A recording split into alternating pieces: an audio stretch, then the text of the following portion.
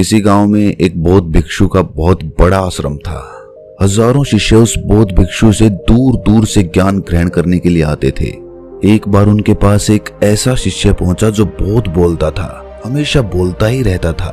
जब वो गांव में भिक्षा लेने के लिए जाता तो हर घर से एक नई कहानी लेकर आता और आश्रम पहुंचकर दूसरे शिष्यों को वो कहानी सुनाने लगता। मौका मिलते ही एक शिष्य की दूसरे से बुराई करता, चुगली करता और दूसरों के सामने अच्छा बनने का प्रयास करता। खुद के मुंह से खुद की ही तारीफ करने लगता और हमेशा ही खुद को गुरु के सामने सबसे बुद्धिमान और उत्तम साबित करने का प्रयास करता। वो खुद को दूसरे शिष्यों से अलग और श्रेष्ठ मानता था। उसका कहना था कि मैं एक अमीर घर का बालक हूँ, अगर मैं चाहता तो एक आरामदायक और सुविधाओं से भरा जीवन जी सकता था, लेकिन मैं वो सब छोड़कर यहाँ आ गया क्योंकि मुझे सत्य की खोज करनी थी, खुद को जानना था, जीवन को जानना था। इसीलिए मेरा त्याग तुम सबसे बड़ा है। एक दिन गुरु ने आश्रम के सभी शिष्यों को बुलाकर कहा, आप सभी को अगले 1 माह के लिए कोई ना कोई संकल्प लेना है। इससे आपकी संकल्प शक्ति मजबूत होगी और आप में आत्मविश्वास का संचार होगा। आप सभी अपने सामर्थ्य और अपनी हिम्मत के अनुसार कोई भी संकल्प ले सकते हैं और यदि 1 माह से पूर्व आप में से जिसका भी संकल्प टूटता जाएगा वो अपनी पुरानी दिनचर्या में वापस आ जाएंगे। सभी शिष्यों ने अपनी शक्ति और अपनी हिम्मत के अनुसार छोटे बड़े संकल्प ले लिए और गुरु को अपने अपने संकल्प के बारे में बताकर वहां से चले गए। लेकिन वो शिष्य जो खुद को सबसे अलग और सबसे बड़ा दिखाना चाहता था, वो सीधे गुरु की कुटिया में पहुंच गया और बोला कि गुरुजी मैं कोई छोटा मोटा संकल्प नहीं लेना चाहता, बल्कि खुद की ही भांति कोई महान और बड़ा संकल्प लेना चाहता हूँ। कृपया करके आप ही बताएं कि मुझे क्या संकल्प लेना चाहिए। उसकी ये बात सुनकर गुरु मुस्कुराए और बोले कि क्या तुम मेरे द्वारा दिए गए संकल्प को पूरा भी कर पाओगे? क्या तुम्हारे लिए उसे पूरा करना संभव होगा? शिष्य ने कहा कि नहीं गुरुदेव, आप जो भी संकल्प मुझे देंगे मैं जरूर उसे पूरा करूंगा। गुरु ने कुछ क्षण सोचा और फिर कहा कि अगले 1 माह तक तुम्हें चुप रहना है। तुम अपने मुंह से एक भी शब्द नहीं निकालोगे, यही तुम्हारा संकल्प है। बोलो, पूरा कर पाओगे? शिष्य ने हंसते हुए कहा कि गुरुदेव, ये भी कोई संकल्प हुआ? ये तो बहुत ही आसान है। 1 माह तक चुप ही तो रहना है। आप कोई बड़ा संकल्प दीजिए जो मेरी योग्यता के लायक हो, जिसे पूरा करने में मुझे समस्या हो। गुरु ने कहा कि पहले तुम ये संकल्प पूरा करके दिखाओ। शिष्य ने गुरु की बात मान ली और वो उसी समय चुप हो गया और पलटकर कुटिया से बाहर चला गया। उसे चुप रहना बहुत आसान लग रहा था। उसने एक दिन तो जैसे तैसे चुप रहकर काट लिया, लेकिन दूसरे दिन से उसके मन में ना बोलने का बोझ बढ़ने लगा। तीसरे दिन उसे भारीपन महसूस होने लगा और चौथे दिन उसके अंदर एक अजीब सी बेचैनी होने लगी, क्योंकि आसपास आश्रम के सभी शिष्य एक दूसरे से बातें कर रहे थे। वो भी अपना पक्ष उनके सामने रखना चाहता था, उनकी बोलती बंद कर देना चाहता था, लेकिन उसका संकल्प उसके आड़े आ रहा था। इसीलिए वो पूरे दिन सिर्फ मुंह और आंखें बनाता रहता। इसी तरीके से कुछ दिन और बीते और वो शिष्य बीमार पड़ गया। उसका सर फटा जा रहा था, उसका खाने पीने का मन तक नहीं कर रहा था, वो सिर्फ बोलना चाहता था। वो गुरु के पास गया और उनके सामने बैठकर लिखकर उन्हें बताया, गुरुदेव, मैं बोलना चाहता हूँ, बिना बोले मुझे सांस नहीं आ रही, मेरा दम घुटता जा रहा है, मैं अंदर ही अंदर पागल हुआ जा रहा हूँ, मैं क्या करूं? संकल्प तोड़ दूं क्या? ये पढ़कर गुरु मुस्कुराए और बोले कि संकल्प तो तोड़ने के लिए ही होते हैं, लेकिन जो अपने संकल्प को पूरा कर लेता है वही अपनी आंतरिक शक्ति को बढ़ाता है, और जो अपनी आंतरिक शक्ति को बढ़ा लेता है वो समझ और जागृति की राह पर आगे बढ़ जाता है। संकल्प का लेना भी तुम्हारे हाथ में था और इसे तोड़ना भी तुम्हारे हाथ में है। तुम्हारे बहुत से भाई अपने संकल्प को तोड़कर अपनी पुरानी दिनचर्या पर वापस आ चुके हैं। अगर तुमसे नहीं हो पा रहा तो तुम भी अपना संकल्प तोड़कर अपनी पुरानी दिनचर्या पर वापस आ सकते हो। लेकिन याद रहे, अगर आज तुम इस छोटे से संकल्प को नहीं संभाल पा रहे हो तो तुम अपनी बाकी की पूरी जिंदगी को कैसे संभाल सकोगे? बाकी फैसला पूरी तरह से तुम्हारे हाथों में है। गुरु की ये बात उस शिष्य के दिल पर चोट कर गई। वो बिना कुछ बोले वहां से वापस चला गया और खुद को अपनी कुटिया में बंद कर लिया।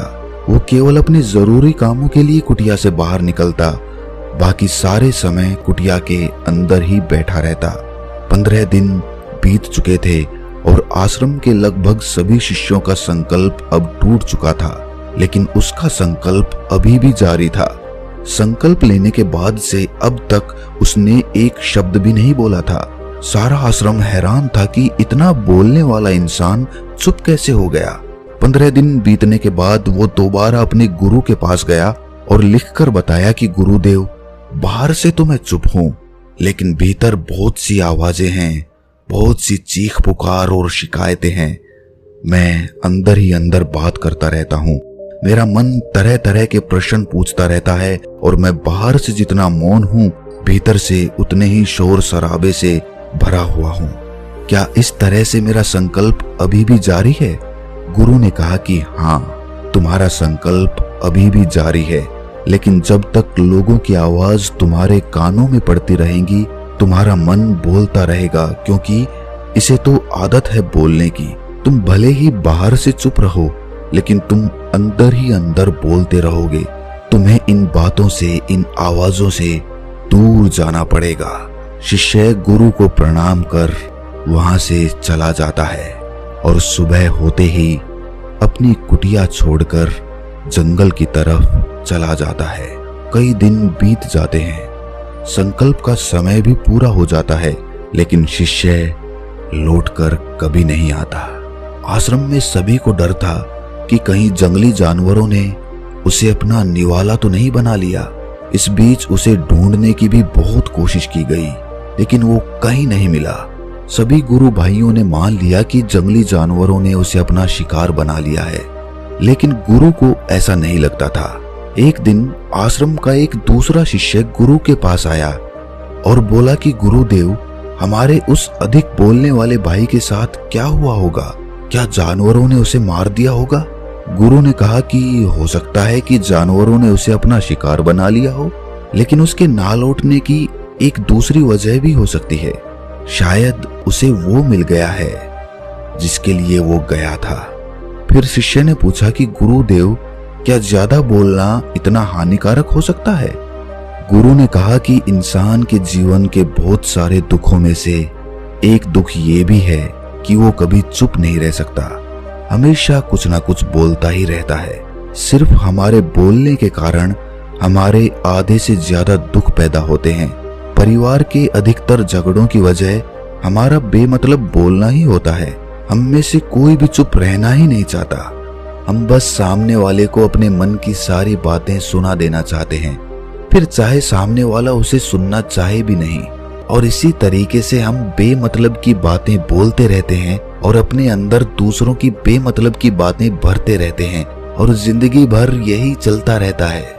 लेकिन इस नासमझी में हमें अपना समय, अपना जीवन, अपनी समझ और सबसे महत्वपूर्ण वो कीमती पल जो जिए जा सकते हैं, जिनको अनुभव किया जा सकता है, जिनमें आनंद की प्राप्ति हो सकती है, ये सब हम खो देते हैं। लेकिन इसके बदले हमें मिलता क्या है? कुछ नहीं, सब व्यर्थ और बर्बाद हो जाता है। इस पागलपन में हमने कितने कीमती पलों को खो दिया, इसका एहसास केवल कुछ ही लोगों को हो पाता है। बाकी लोग जैसे उन्हें अपने आने का ही पता नहीं, खुद के बारे में वो जानते ही नहीं, उसी तरह उन्हें अपने जाने का कभी पता नहीं चल पाता। वो खुद की कभी खोज नहीं कर पाते। शिष्य ने पूछा तो गुरुदेव, फिर इसका समाधान क्या है? गुरु ने कहा कि पूरी जागरूकता के साथ अपने विचारों को देखना, यही एकमात्र तरीका है। सारी मानसिक समस्याओं का वर्तमान में रहकर चिंतन करना, पूरी जागरूकता के साथ अपना काम करना जिंदगी में चमत्कारिक बदलाव ला देता है। कुछ लोग हमेशा चिंता करते रहते हैं, लेकिन चिंता की जगह उन्हें चिंतन करना चाहिए। चिंतन करने से ही आदमी अपने आंतरिक स्वरूप को पहचान पाता है। उसके बाद वो शिष्य गुरु से अपने प्रश्नों का उत्तर पाकर उनको प्रणाम करके वहां से चला जाता है। ज्यादा बोलने वाले शिष्य को आश्रम छोड़कर गए हुए 3 महीने का समय बीत चुका था, लेकिन उसकी कोई खबर नहीं थी। अब तक तो सभी गुरु भाइयों ने उसके वापस लौटने की उम्मीद भी छोड़ दी थी, लेकिन एक दिन वो आश्रम में वापस लौट आता है। उसे देखकर सभी के आश्चर्य और खुशी का ठिकाना ना रहा। लेकिन अब वो नहीं था जो यहाँ से गया था, वो कुछ और बनकर वापस आया था। उसके अंदर एक गजब का बदलाव महसूस किया जा सकता था। उसके चेहरे पर एक गजब का ठहराव और आंखों में बड़ी शांति थी। आश्रम में पहुंचते ही सभी गुरु भाइयों ने उसे चारों तरफ से घेर लिया और बातें करने लगे। वो भी अपने गुरु भाइयों से बात करने लगा। उससे बात करने वाले शिष्यों ने अनुभव किया कि अब वो पहले जैसा उतावला और बातूनी नहीं रह गया था। उसके मुंह से एक एक शब्द बहुत ही सुलझे हुए और मधुरता के साथ निकल रहे थे। थोड़ी देर तक गुरु भाइयों से बात करने के बाद वो सीधा गुरु की तरफ चला गया। उसने गुरु के चरण स्पर्श किए और कहा कि गुरुदेव, क्या मैं अब भी मौन हूं? क्या अभी भी मेरा संकल्प जारी है? गुरु ने कुछ देर तक शिष्य की आंखों में बड़े ध्यान से देखा और फिर कहा कि हाँ, तुम अब भी मौन हो। तुम्हारे मुंह से एक भी शब्द नहीं निकल रहा और तुम्हारा संकल्प अभी भी जारी है। शिष्य ने कहा कि गुरुदेव, जब मैं आश्रम से गया था तो मैं मुंह से तो चुप था, लेकिन मेरे अंदर बहुत सी आवाजें थी। मन में बहुत से प्रश्न थे जो बंद ही नहीं हो रहे थे। मैं जंगल तो चला गया इस उम्मीद से कि मुझे वहां शांति मिलेगी और मेरे मन की बकबक कम हो जाएगी, लेकिन मैं जितना एकांत में जाता गया, मेरे अंदर की आवाज उतनी ही तेज होती गई। मेरे भीतर की पुरानी से पुरानी आवाज मुझे सुनाई देने लगी। तब कहीं जाकर मैंने महसूस किया कि मैं कितना गलत कर रहा था। जब मैं अपने परिवार वालों, दोस्तों या फिर गुरु भाइयों को बुरा भला कहता था तो उस समय मुझे लगता था कि मैं सही कर रहा हूँ। जब मैं गुरु भाइयों की एक दूसरे से चुगली करता था, उनका मजाक बनाता था, तब मुझे यही लगता था कि मैं उनसे बेहतर हूँ और मैं सही कर रहा हूँ। मैंने पहली बार महसूस किया कि मैं कितना गलत बोलता था। काफी दिनों तक ये आवाजें, ये शिकायतें मेरे अंदर चलती रहीं, लेकिन धीरे धीरे करके एक दिन ये सारी आवाजें मेरे अंदर से समाप्त हो गईं। अब मैं भीतर से भी मौन हो गया। उस घने जंगल में बाहर से बोलने वाला कोई नहीं था और भीतर कोई आवाज बची ही नहीं थी। और मैंने उस दिन पहली बार मौन का सही मतलब समझा। मेरे चारों तरफ बहुत शांति थी। हालांकि अभी भी मुझे आवाजें आ रही थी जो पहले भी आती थी, लेकिन तब मैं उन्हें सुन नहीं पाता था। पर अब वो सभी आवाजें मुझे स्पष्ट रूप से सुनाई दे रही थी। हवा के चलने की आवाज, चिड़ियों के चहकने की आवाज और पानी के बहने की आवाज, ये सभी आवाजें मैंने पहली बार पूरे होश पूर्वक सुनी। अपने चारों तरफ इतनी शांति मैंने पहले कभी महसूस नहीं की थी। और आखिर में जब ये शांति मुझे महसूस हुई तो मैं अंदर से चिल्ला उठा। मैं बोल उठा कि हे ईश्वर, ये कैसी शांति है? सभी कुछ इतना शांत क्यों है? लेकिन मेरे चिल्लाने के बाद भी वो शांति भंग नहीं हुई। सब कुछ पहले के जितना ही शांत था, बाहर भी और भीतर भी। हे गुरुदेव, मेरी आंखों से अश्रुओं की धाराएं बह रही थी। अभी मैंने अपने गुरु भाइयों से बात की, मैंने आपसे बात की। मैं बोल रहा हूँ, मैं चल रहा हूँ, मैं सब कुछ देख रहा हूँ, लेकिन मैं अपने भीतर एकदम एकांत में हूँ, मौन में हूँ। भीड़ में होता हूँ तब भी मैं भीतर से अकेला और एकांत महसूस करता हूँ। जब मैं खुद से शोर शराबा करना भी चाहता हूँ तब भी अंदर से एकांत ही रहता हूँ। अब सब कुछ दिखाई पड़ने लगा है, सब कुछ सुनाई पड़ने लगा है। गुरु ने अपना आखिरी उपदेश देते हुए कहा कि जब तक हम बाहर की तरफ बोलते रहेंगे, भीतर अशांति ही बनी रहेगी, लेकिन जिस दिन हम भीतर की तरफ मुड़ जाएंगे, तब हमारे मुंह से कुछ भी निकलेगा तब भी हम शांत ही रहेंगे।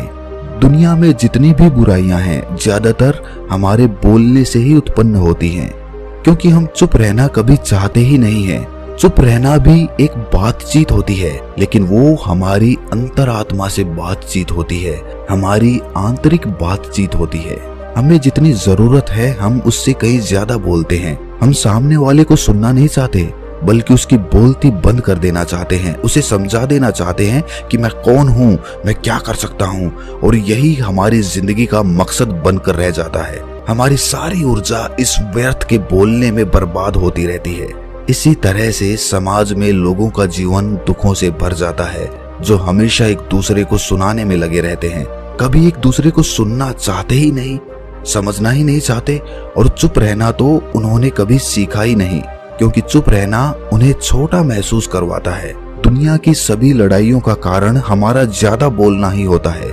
इसीलिए हमें सिर्फ उतना ही बोलना चाहिए जितना जरूरी हो, क्योंकि व्यर्थ का बोलना ऊर्जा को नष्ट करता है, और ये बोलना ही हमें भीतर की ओर लौटने नहीं देता, क्योंकि ये हमें बाहर की ओर खींच कर रखता है। और बाहर है ही क्या इस संसार के अलावा। लेकिन अगर हमें अपने भीतर के संसार की ओर मुड़ना है, अपनी भीतर की यात्रा करनी है, तो हमें अपने मुंह को बंद रखना चाहिए। इसीलिए जितने भी बुद्ध हुए, आत्मज्ञानी हुए, वो सभी एकांत की ओर भागे, ताकि उन्हें ज्यादा बोलना ना पड़े, ज्यादा सुनना ना पड़े। वो एकांत में रहें और शांत रहे, इसीलिए आसानी से भीतर की यात्रा कर पाए। लेकिन अगर कोई चाहे तो इस संसार में रहकर भी एकांत में रह सकता है, शांत रह सकता है, लेकिन इसके लिए उन्हें अपनी ऊर्जा बचानी होगी, जिसे वो अब तक अपने व्यर्थ के शब्दों में बर्बाद करते रहे हैं। बोलना ही हमें भीतर की ओर लौटने नहीं देता, क्योंकि ये हमें बाहर की ओर झुकाए रखता है। और ये कहकर गुरु और शिष्य दोनों मौन हो जाते हैं और मौन करते हुए ध्यान में, गहरे ध्यान में प्रवेश कर जाते हैं। तो दोस्तों, कैसी लगी ये कहानी आपको कमेंट सेक्शन में जरूर बताना, और अच्छी लगी हो तो इस चैनल को सब्सक्राइब करके नोटिफिकेशन बेल को जरूर प्रेस कर देना। तो मिलते हैं अगली कहानी में, तब तक के लिए मौन रहने का अभ्यास करें।